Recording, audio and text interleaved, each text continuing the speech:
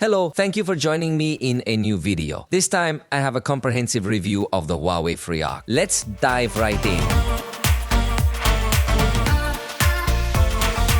These headphones are designed with an open format style, but unlike the Free Clip, they appear to have a slightly sportier approach, featuring a headband to better prevent them from falling out or anything like that. Their launch price in Mexico was 2,399 pesos, and on the screen you can see the reference price converted into dollars, although do remember that prices. The headphones available here are different from those in Mexico and possibly other regions. They come with an insurance policy called Loss Care, which protects you if you lose one of the headphones for a period of 12 months. In such a case, you only need to pay 50% to get a replacement. You can purchase them at the official Huawei store and likely at other distributors as well. I've included a purchase link in the description if you're interested. Now, let's go over it point by point. Let's begin by examining the design of the case. We notice that it's a bit of a different take, particularly because we encounter a format that is significantly larger than what we are accustomed to. In this regard, I don't find it very appealing, as they tend to become much more unwieldy. However, this is attributed to the headband design they incorporate. They come in green, black, and gray. Please let me know in the comments which color you prefer. All of them feature a matte design. The material used for the case is polycarbonate. On the front, you'll notice a 3-color LED indicator, whereas on the back, you'll see the USB-C port for charging. These headphones lack wireless charging capabilities, and the case weighs 67 grams, measuring nearly 68 millimeters on each side.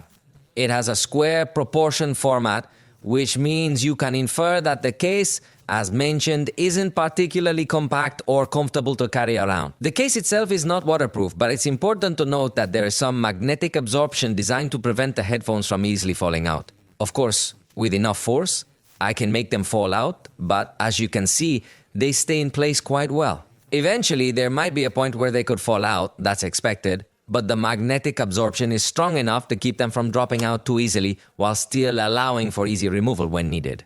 The relink button is inside the case. Hold it down to enter pairing mode, allowing detection by other devices. Now, regarding the headset, its design includes a headband for a secure fit in your ears, while the open design keeps you aware of your surroundings, making it especially appealing and practical.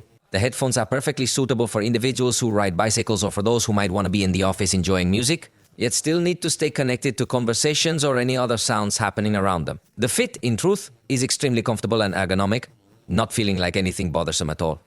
Huawei has specifically detailed that the design they've implemented in this part of the headband, which they refer to as Z, is crafted with a special alloy of nickel and titanium. This allows for a remarkably comfortable fit, ensuring it doesn't feel completely. It's neither rigid nor completely flaccid, yet it provides an excellent fit.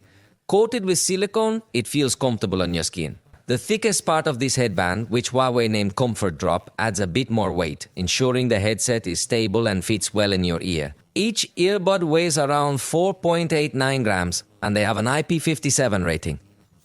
So even if you accidentally drop them in water, they won't be damaged. However, if you're not going to get harmed, that's precisely why they are particularly beneficial for athletes or anyone who enjoys biking frequently. In case it suddenly begins to rain heavily, you wouldn't need to worry about anything whatsoever. And even though you might not notice any black spots like on other headphones, they are equipped with sensors that inform you whether the headset is on or off. This allows you to pause or continue your content if you wish to, simply through the settings. Now, let's focus on the controls. These headphones feature a touch surface, located specifically on the sound unit, but of course on the outer part. What I really appreciate is that it supports both touch and swipe gestures. If you swipe forward or backward, you can adjust the volume perfectly. Additionally, if you tap twice, you can play or pause the content. When a call is coming in, you can answer it with a double tap, or if you're already on a call, you can end it with the same gesture. You can also tap 3 times to skip to the next song or hold a long tap to reject an incoming call. In this case, they lack noise cancellation, so we don't have mode switching or anything similar, but the controls can be customized using the AI Live app.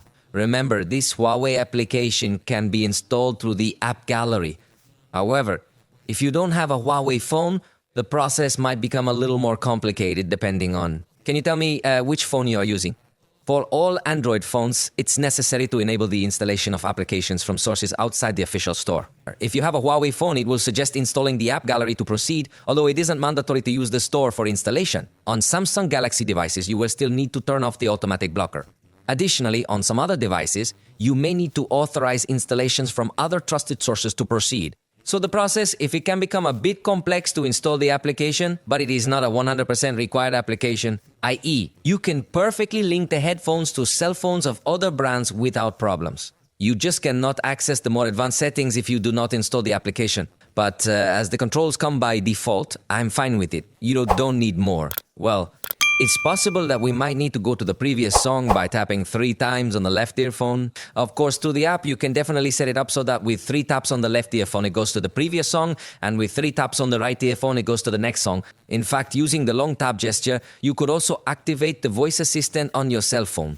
However, this might vary depending on the type of cell phone you have. Then with some assistance, you could also have access to control the playback of your music through voice commands. That's in general with respect to the controls.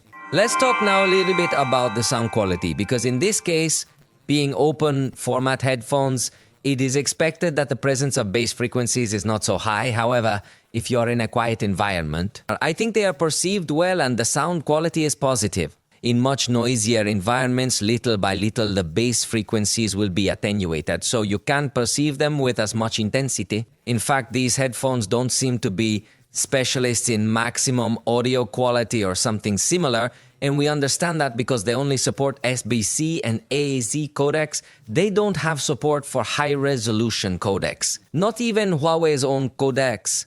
So don't expect an ultra-defined sound or something like that, but it has very good quality, this due to its driver. High sensitivity that makes very good use of the size. So it has a size of 17x12 for each earphone. So they have a very good sound, but they are not headphones designed 100% to immerse you in your music. But to be aware of other things through its application, you are going to have 4 different equalization presets. Interestingly, in this case, we do not have a multiband equalizer available or anything like that, so the experience is simpler. However, even with the default equalizer alone, the listening experience is already quite good. Unlike other semi-open format headphones from Huawei, in this particular case, we do not find any noise cancellation features, not even partial or anything similar. This is because, as I insist, they are more focused on keeping you in touch with the outside environment, but the sound quality is truly well perceived. You can really enjoy the music, especially in environments that are a bit quieter. When it comes to the microphones, we will find 2 for each earbud, and they are positioned on the sides of the audio unit. For calls, these microphones will feature noise reduction, and they will also aim to minimize wind noise. This is particularly important if you are cycling, as the wind that you encounter will likely be much stronger. Therefore, they come equipped with various advanced technologies specifically for that purpose. At this moment, you are hearing an audio that was recorded using the microphones of these headphones. Please share your thoughts on how the audio sounds. I'm going to blow some strong air directly into the headphones, so let me know if you detect any distortion. Here it goes. It seems to me that these microphones will be crucial in providing a great experience, and they have indeed succeeded. All right. Let's move on to discussing the battery.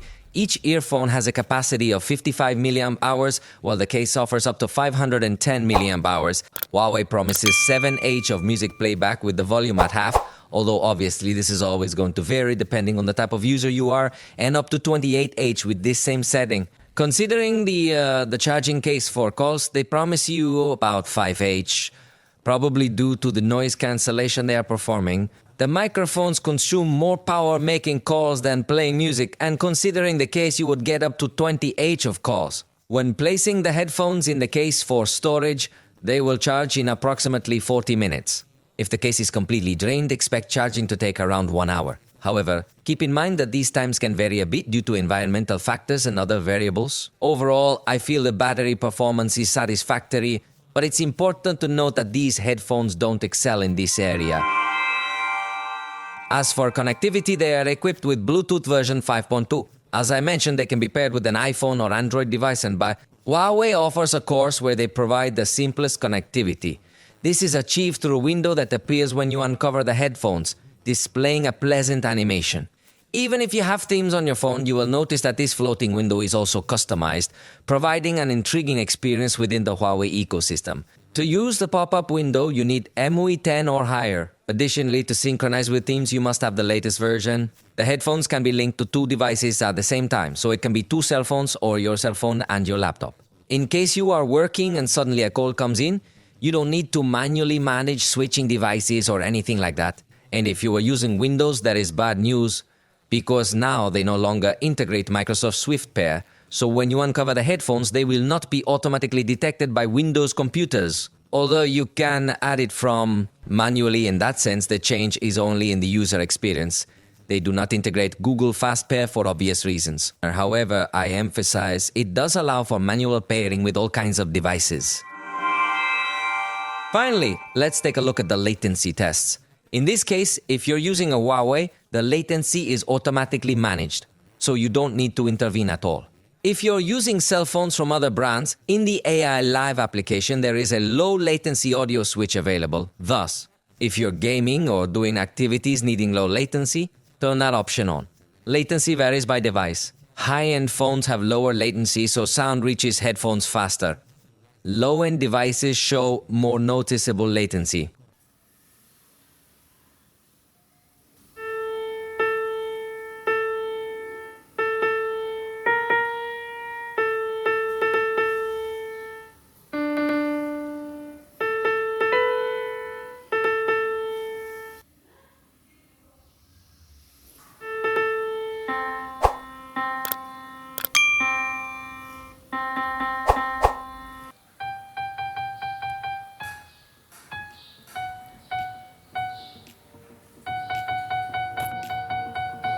So, for now, we have come to the end of this video review.